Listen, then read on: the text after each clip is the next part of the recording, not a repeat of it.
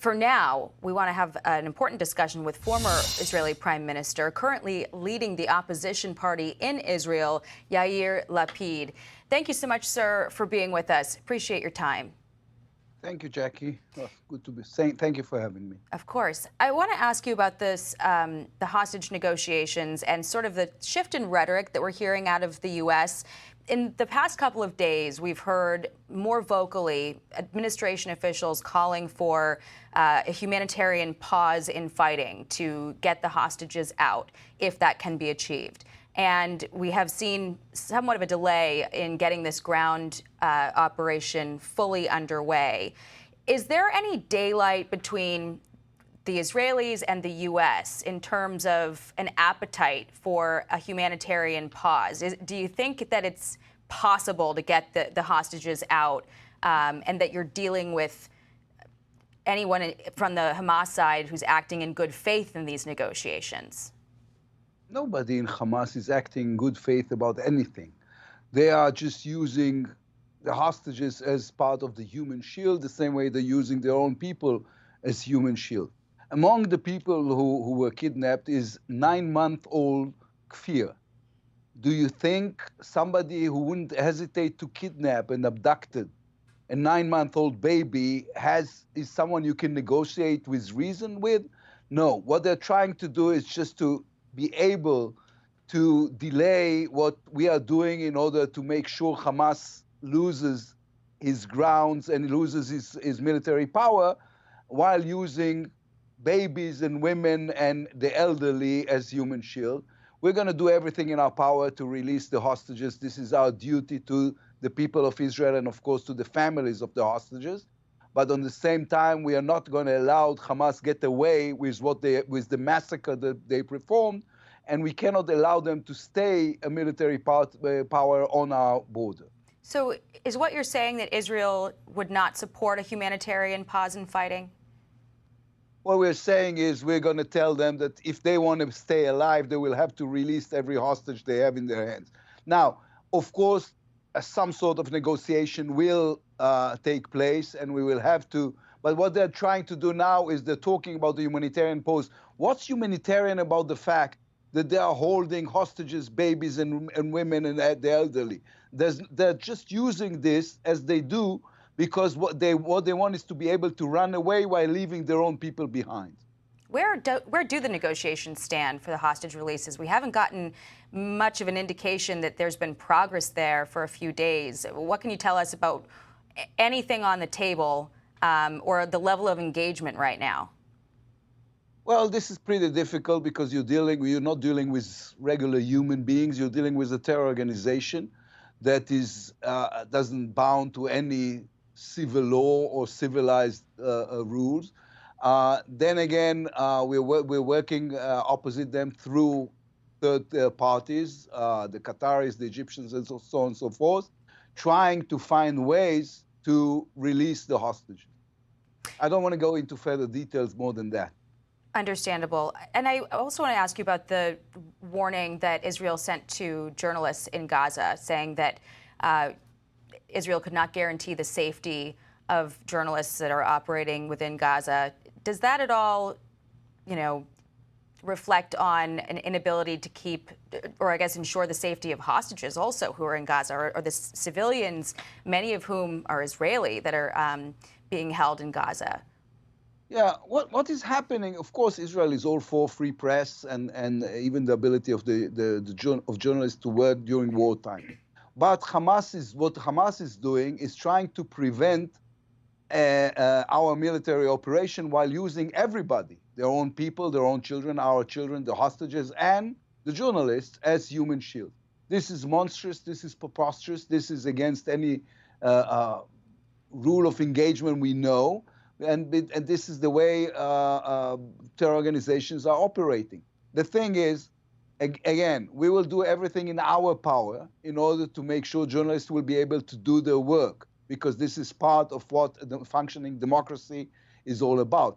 In the same time, they have to understand we are fighting people who have no rules and have no laws and are not bound to anything. And they will shoot journalists if they will think this will go as a good headline in world's press. So they have to be careful, and we just warn them about the risks and perils in a war zone when you're fighting a terror organization. And of course, Israel has been putting out a lot of information, warnings to anybody in Gaza about the need to get out, and using a lot of different methods to try to spread that information. But, sir, I also want to ask you about something that you said a couple of days ago about the functioning of the Israeli government right now and whether or not it's doing enough for Israelis, many of whom are needing more support from the government. You raised the issue about public communications, care for evacuated citizens, need to help small and medium businesses who have had their owners or their workers called up as reservists, expanding financial protections for frontline residents and folks who are being called up to serve right now in the military. What is your assessment of how the government is doing right now? Well, you know, it's delicate and complicated at the same time. You don't want to be to criticize the government too much in a time of war. We are all united in the war effort. On the other hand, there is still a country that you have to run in the meantime, and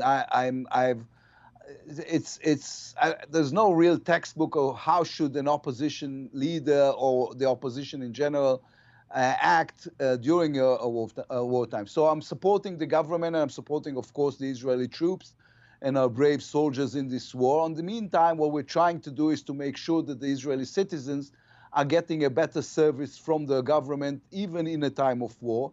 And on this, having not a critical voice, but the ability to criticize is important, and this is what we do. We are more than the thing we do is we're just pointing to the government the weak spots in the way the country is helping its citizens in a time of pain and sorrow and difficulty. Have any of your suggestions been adopted at all by the government? Yes, actually, yes. We have a dialogue with them. We are discussing this. I told them, I said, listen, we are in this together. It is not like this is not the usual coalition opposition time or stage. This is different. We have our areas of expertise. You have yours. Let's work together. And we are working together. And they took not everything, but enough to convince me in the goodwill. And we're going to keep on working together. And last question for you, Prime Minister. What is your assessment of where the U.S. support for Israel stands right now? I mean, obviously, President Biden has been vocally and unwaveringly behind the state of Israel as it seeks to root out Hamas, defend itself from future attacks on its people. But we have heard, you know, more vocal support for things like humanitarian pauses that the Israelis don't seem to be really embracing right now. We've heard suggestions, recommendations of a delay in this ground operation. How closely are the U.S. and Israel aligned right now, and is there any daylight between your government and President Biden? Well, it's as close as it gets, and it's not only with the administration. Everybody's so happy and pleased with the fact it's a bipartisan support. I mean, in a world that is getting more and more polarized, the fact that we have this bipartisan support, I just had a few days ago a delegation of senators from both sides of the aisle here, and of course I'm talking to all my friends in Congress, in Senate, and on the Hill. And this is extremely important to the people of Israel. Now, we have discussed some of the issues you have mentioned. It is not true that Israel is against anything that is humanitarian. We have no fight with the people of Gaza. We have a fight with Hamas, with the organization that is torturing both Israelis and Palestinians in Gaza. And the administration understands this and work very closely with us. I've been in this game for a long time. I don't remember this level of coordination and cooperation as we have right now with the United States. And the people of Israel are thankful and even emotional about this. Thank you so much for your time, sir. Very much appreciate it. Hope to speak to you again soon. Former Prime Minister Yair Lapid, thank you. Hey everyone, I'm Emily Campagno. Catch me and my co-hosts Harris Faulkner and Kaylee McEnany on Outnumbered every weekday at 12 p.m. Eastern, or set your DVR. Also, don't forget to subscribe to the Fox News YouTube page for daily highlights.